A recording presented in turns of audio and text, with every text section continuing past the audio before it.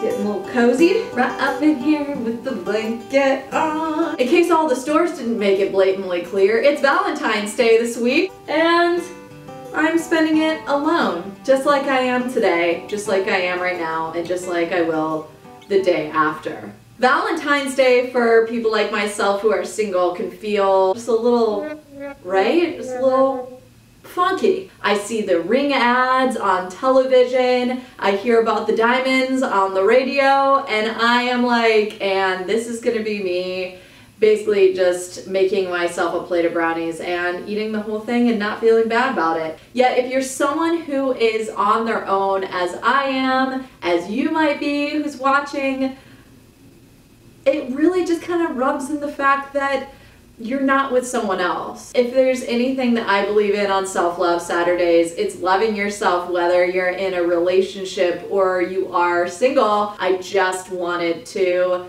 take some time to talk about a few different ways that you can bring love and joy into your day regardless of your relationship status.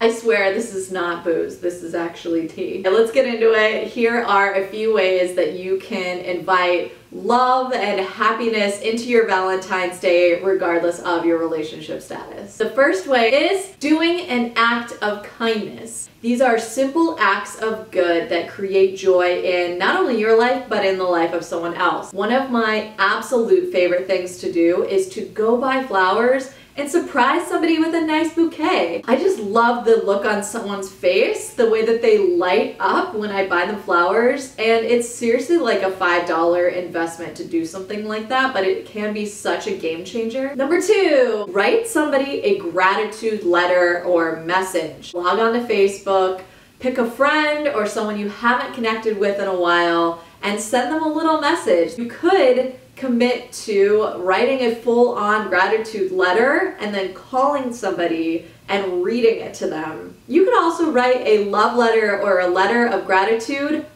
to yourself. Words of affirmation are so important. It's actually one of my love languages as well. Write that letter of gratitude for someone you know, send it to them, read it to them, but then also do the same practice for yourself. Write at least 3 things that you're proud of yourself for or you're thankful for yourself for, and then read it back. Number 3, take yourself on a self-love date. And if it is honestly too depressing to get out there and see all of the couples celebrating Valentine's Day together, you can also have a self-love date at home. This tea is really hot, which is why I keep balancing it back and forth. I'm like, this was not meant to be that way. I really love taking myself on self-love dates.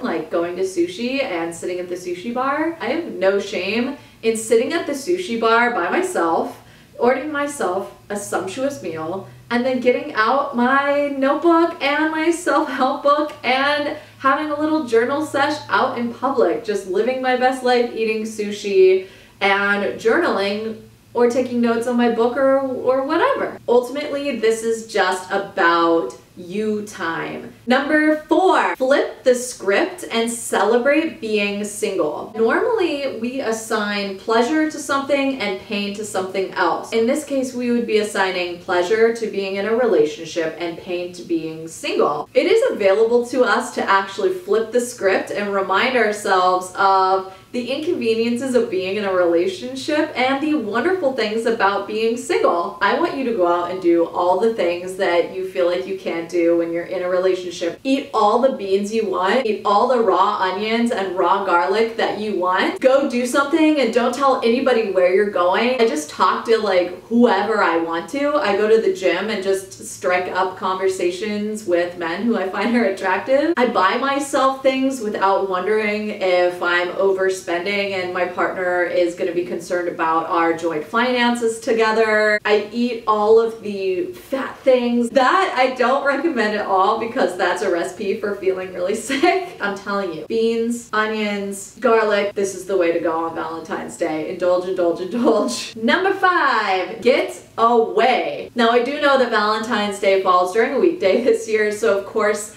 it can be difficult to get away. But what about this weekend? Take yourself on a little trip, even if it's just time in nature, either at the park or going for a little hike, really anywhere that you feel that you can get away from TV, the internet, social media, and just take time to breathe. Do yourself a favor, get away, disconnect, spend some you time out in nature, whatever you gotta do to disconnect, to reconnect to you. Number 6, find a way to laugh. I recently, for example, tried laughter yoga. I don't know if you've ever done laughter yoga, but there's actually no yoga involved with laughter yoga. It is just straight exercises to get you laughing, and it was freaking hilarious. The brain cannot distinguish between fake and real laughter, so you get all of the mental health benefits from laughter yoga that you would otherwise get from going to a comedy show or whatever. Check it out and see if there is a laughter yoga event in your town in the near future, because if there is, you have to try it. If laughter yoga is just way too out there and is not available to you, that is fine. I just love either going to a comedy show or watching comedy on Netflix or YouTube. You can honestly log on to YouTube and type in Ellen DeGeneres, Jerry Seinfeld, Bill Burr, and watch all of their videos from like back in the day and laugh just as hard as like some of their new material that's out on Netflix right now. Oh my gosh, Ellen DeGeneres has this really great stand-up comedy special. I think it's called Relatable. That is so good. I've already watched it twice. It's my favorite thing in the world. If you're alone and going to a comedy or an improv show, good for you. Good for you. Get those laughs going. You deserve it. Number 7, take a kick. Oh, I almost said the A word. I'm trying to like bring down my potty mouth a little bit and be more PC. Once you get in the habit of swearing, it's really hard to break that. I was gonna say take a kick butt fitness class. I lately have been taking classes at Core Power Yoga because they have a free week. If you log on Groupon today and you look at the fitness section, you will see there are so many options available for you to get out there and break a sweat. If you are angry or frustrated about being single, you need to get that out. See, I almost said the S word.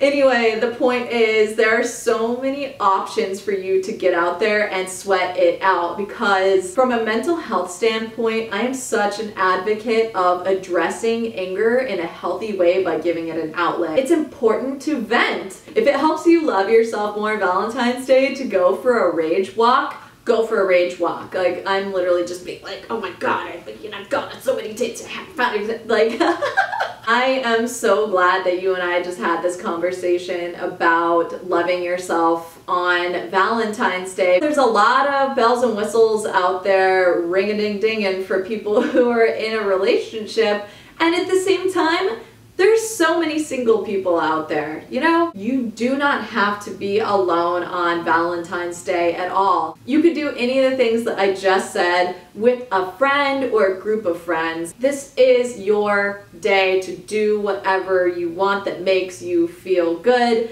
So if any of the things that I mentioned are gonna help you out, great, do that. But if you have other ways that you like spending Valentine's Day that make you feel good if you're single, leave a comment and let me know what those are, because I'm so curious. Happy Valentine's Day. I wish you all of the love and the light in the world that you deserve, and I really mean that. Make sure that you are subscribed and you hit that bell for notifications, because this Saturday is Self-Love Saturdays, and I will have a new episode of that coming your way this weekend on Saturday. I'm sending you so much love again, and I'll catch you this weekend on Self-Love Saturdays. Bye bye.